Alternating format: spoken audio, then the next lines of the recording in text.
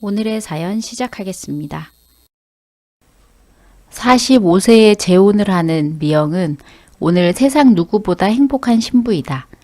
남편은 10살이나 어린데다 초혼이다. 친구들은 미영 보고 도둑년이라며 어떻게 능력 있는 연하남을 꼬셔서 시집을 가는지 다들 부러워한다. 특히 아직 결혼도 한번 못 해본 친구는 시샘이 말할 수 없다.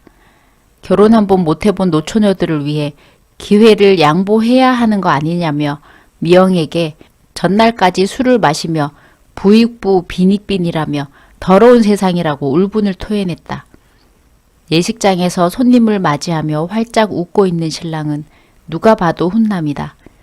게다가 대기업에 근무하고 집에서는 외동아들이라니. 미영은 새신랑을 볼 때마다 짜릿하다. 이런 게 인생 역전 아니던가? 웃고 있는 새신랑의 얼굴이 점점 다가온다. 신부에게 와서 예쁘다고 칭찬을 늘어놓은 지 얼마 되지 않았건만 고세를 못 참고 다시 미영에게 다가와 얼굴 도장을 찍는다. 신부 대기실에 있는 미영의 친구들에게 우리 미영이 너무 이쁘죠? 팔불출이 따로 없다. 미영의 친구들은 신랑을 보며 신부 얼굴 닳겠네. 누구는 결혼 안 해봤나? 고만 좀 오세요. 신부 대기실에서 일 치르겠네. 40대 중반 아줌마들답게 다들 입담이 걸쭉하다. 그럼 자리 좀 비켜주시면 맛보기로?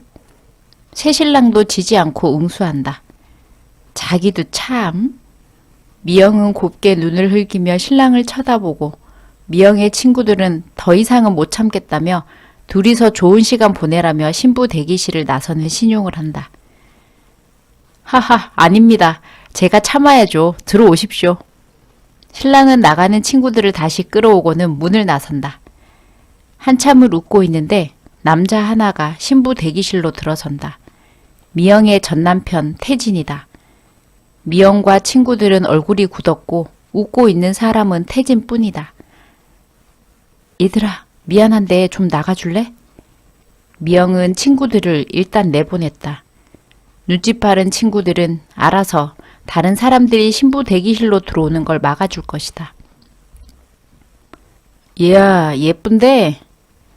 빈정거리는 말투로 태진이 말을 건다. 왜 왔어? 미영이 표독스럽게 쏘아붙인다.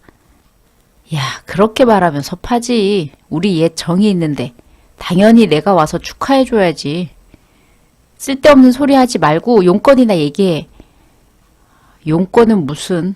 진짜 너 축하해주러 온 거라니까? 미영은 태진의 느물거리는 말투에 입을 다물었다. 더 이상 이 인간하고 말을 섞고 싶지도 한 공간에 있고 싶지도 않다. 내 꽃다운 청춘 다 바쳐 사람 구실 못하는 놈 10년 동안 뒷바라지 했더니 자기 잘 되고 나서는 조광지처인 미영을 헌신짝 버리듯 차버리고 더 나은 조건의 여자를 만나 뒤도 돌아보지 않고 떠난 야비한 놈이었다. 미영과 태진은 20대 대학생 풋풋한 시절에 처음 만났다. 미영은 사법고시 본다고 공부하는 태진을 위해 10년을 뒷바라지했다. 사법고시에 합격을 하지는 못했지만 미영과 태진이 결혼식을 올린 지 1년 만에 태진은 운 좋게 공기업에 취업이 되었다. 이제는 10년 뒷바라지한 보람이 있나 싶었는데 태진은 결혼한 지 1년 뒤엔 공기업에서 같이 일하는 여직원과 바람이 나서 미영이 보란듯이 그 여자하고 여행이다 뭐다 해서 집에 들어오지 않는 날이 허다했다. 태진이 바람난 여자는 있는 집 외동딸이란다. 시골에서 농사를 짓고 있는 미영의 집과는 비교가 되지 않는 집안이라며 태진은 미영에게 예전에 나한테 뒷바라지 해줬다고 구질구질하게 들러붙지 말고 알아서 떨어져 나가라고 했다. 그 여자도 태진과 둘이 즐기고 있는 사진과 동영상을 미영에게 수시로 보내며 미영을 괴롭혔다. 미영은 태진이 첫정이라 그래도 믿고 기다렸다. 미영은 울며 불며 매달렸다. 하지만 태진은 벌써 그 여자와 딴 살림을 차린 뒤였고 아이도 가졌다고 했다. 아이라는 말에 미영은 비로소 힘든 결혼 생활의 종지부를 찍고 물러서야 함을 느꼈다. 그 아이가 무슨 죄가 있겠는가. 그렇게 일방적인 이혼을 당하고 미영은 미친 듯이 일에 매달렸다. 멍하게 있어서는 도저히 제정신으로 살 수 없을 것 같았기 때문이다. 미영은 TV에도 나오는 한정식 맛집에서 서빙을 했다. 기업에서 외국 바이어에게 식사 대접을 하기도 하고 상견례 자리로도 손색이 없는 곳으로 1년 내내 예약이 꽉 차 있는 곳이었다. 고급 한정식 집이라 정갈한 한복을 입고 조용하고 군더더기 없이 움직이는 미영과 잘 어울렸고 서빙을 받은 손님들은 미영을 칭찬하며 팁을 주기도 했는데 그 중에 지금의 신랑도 있었다.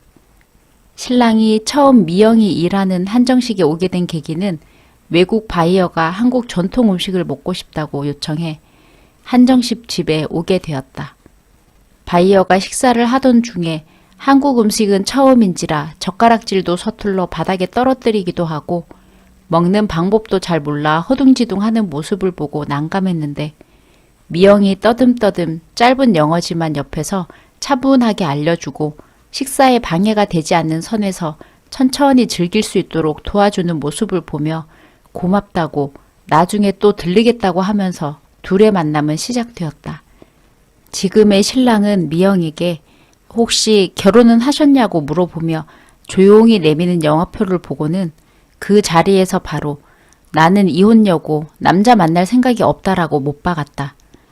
그 남자는 알겠다며 바로 돌아갔는데 그 다음 날부터 거의 매일 미영을 보러 한식당을 찾아왔다. 식당 직원들과 사장님도 둘의 관계를 눈치채고는 괜찮은 사람인 것 같은데 만나보라고 성화였다.